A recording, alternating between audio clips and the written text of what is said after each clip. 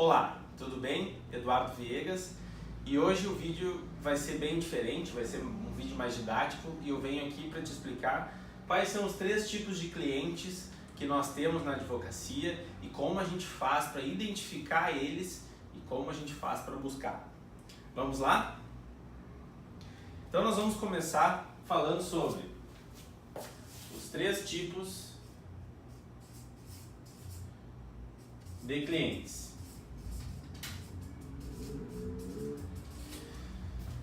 Basicamente, nós temos 3 tipos de clientes em qualquer tipo de ramo de negócio, seja na advocacia, seja na arquitetura, seja na engenharia, qualquer ramo. Nós vamos ter sempre 3 tipos de clientes, tá? E a proporção deles vai ser sempre mais ou menos assim. E por que eles estão distribuídos mais ou menos assim? Eu vou te explicar agora. Mas primeiro eu vou te contar uma história. Lembra num outro vídeo que eu te falei quando as pessoas estão com dor de cabeça e elas precisam de uma farmácia e elas estão andando e vem uma farmácia com uma porta aberta, param naquela e compram um remédio? Bom, essas pessoas elas são o nosso cliente número 1, tá? Elas são o que eu chamo de cliente classe 1. Por que elas são esse cliente classe 1? Porque elas são o cliente que precisam de algo. E além deles precisarem de algo, eles sabem que eles precisam de algo. E eles precisam agora. E nós temos uma solução para apresentar para esse tipo de cliente. E esse tipo de cliente, ele precisa que tu esteja com a porta aberta. Ele precisa que tu apareça na frente dele, a porta aberta. E aqui é onde a gente faz a nossa apresentação.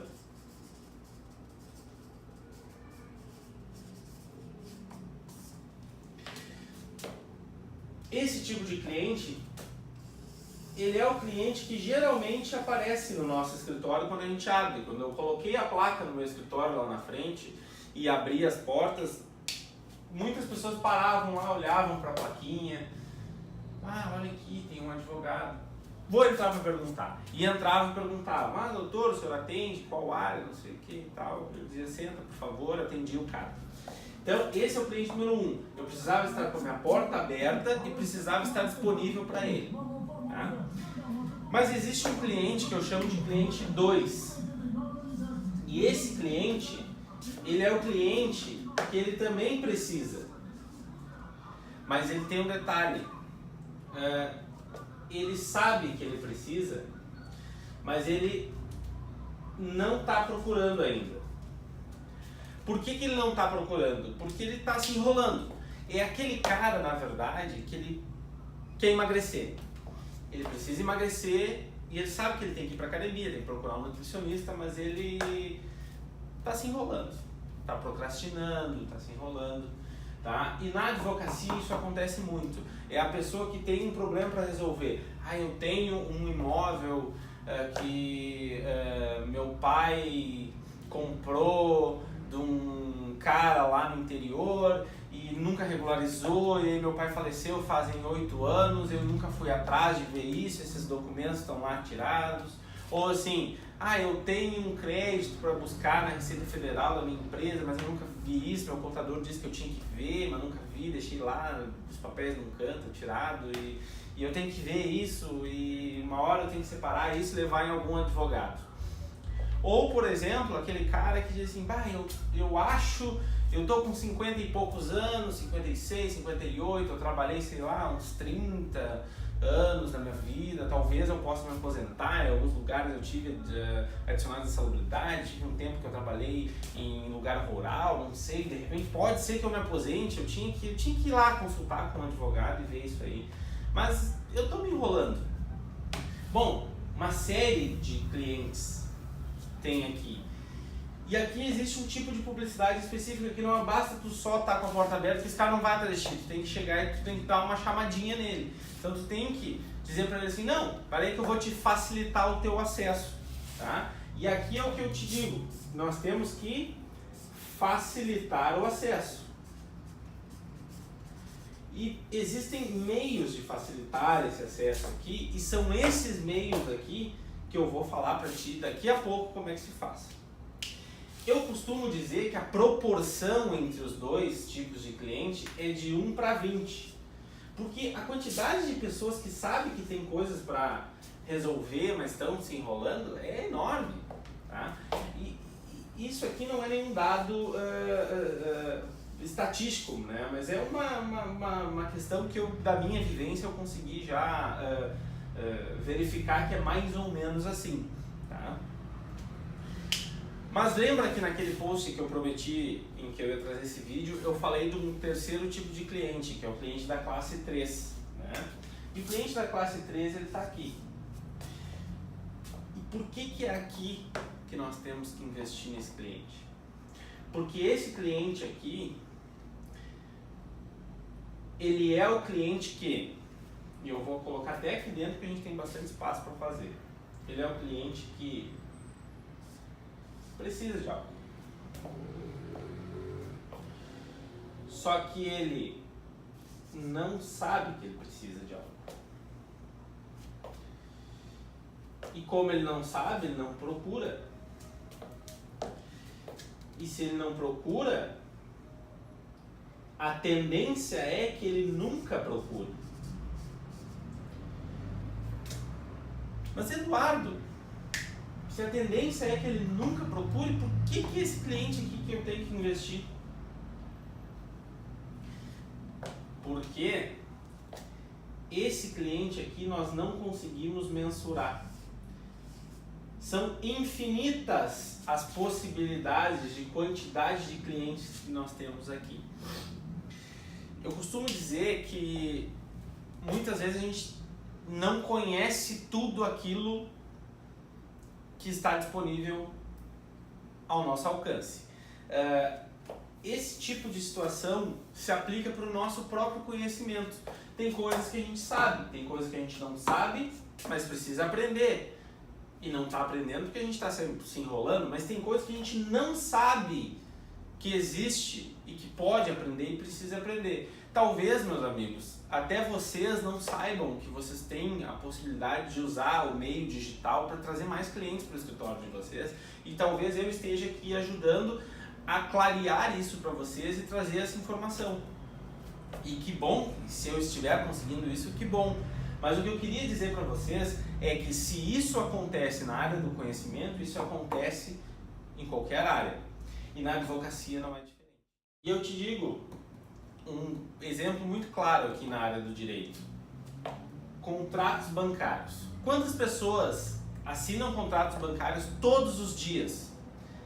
Empresas assinando contratos de capital de giro, renegociação de dívidas, empréstimos, pensionistas do INSS e funcionários públicos assinando contratos consignados de empréstimos. Não vamos longe, aqui no estado do Rio Grande do Sul, os funcionários públicos do estado estão assinando diversos contratos de empréstimos com o próprio Banco do Estado do Rio Grande do Sul em razão do parcelamento de salários. Então isso é algo que está muito recorrente e sempre foi.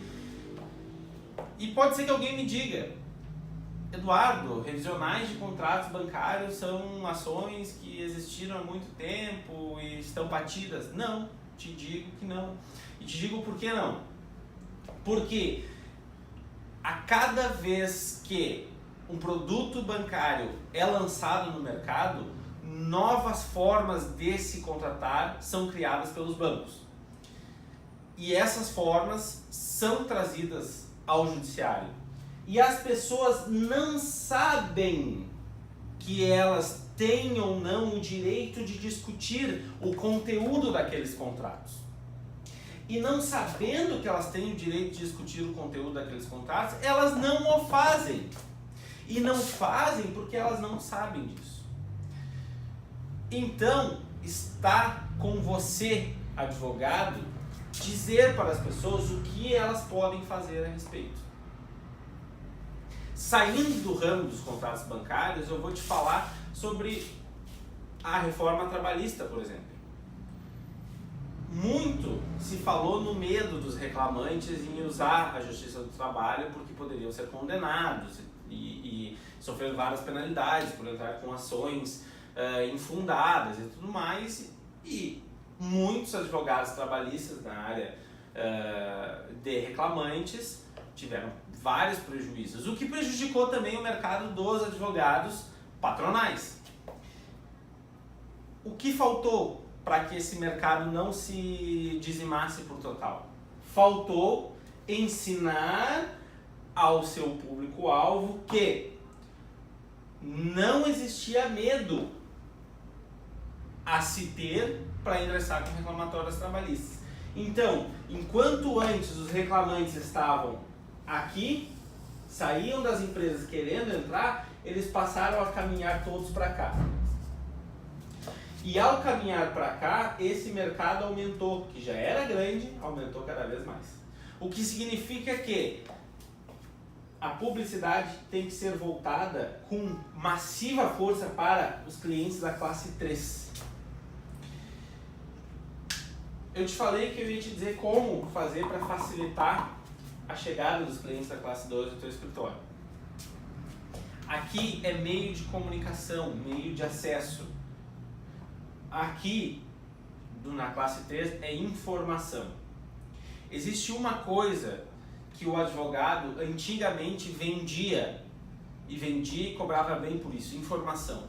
Mas hoje nós temos um concorrente, que é a internet. Todo mundo está com o celular na mão, todo mundo está com o telefone, todo mundo está o tempo todo. É Jus Brasil aberto, é Google, é Linkley, são várias plataformas informativas, a lei está nas mãos de todo mundo.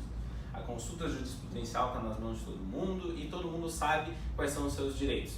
Então a informação, o advogado hoje não consegue vender, mas o advogado consegue fornecer a informação correta e direcionada. E ele consegue fornecer o conteúdo de valor.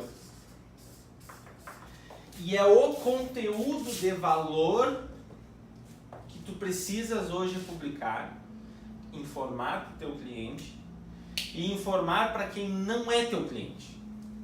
Para que através deste conteúdo de valor ele passe a mudar essa sigla aqui. Ele deixe de ser uma pessoa que não sabe que ela precisa para ser uma pessoa que sabe que ela precisa. E ao usar o meio digital para facilitar o contato dela, você vai transformar ela numa pessoa que está com acesso a ti e vai te encontrar com a tua porta aberta. Vai transformar o cliente 3 no cliente 1. E esse caminho, e me desculpem todos os riscos, este caminho é o que vai fazer tu atrair inúmeros clientes para o teu escritório de advocacia imediatamente. E eu te digo, isso aqui, meu amigo, tu faz dentro das tuas petições iniciais. Isso aqui, meu amigo, tu pode fazer hoje. Então eu te faço um convite. Coloca a mão na massa e começa. Vai lá na tua página do Facebook, faz um conteúdo, publica e começa a fazer isso aqui. E tu vai ver os resultados. Depois tu me conta. Um abraço. Espero ter te ajudado e até logo.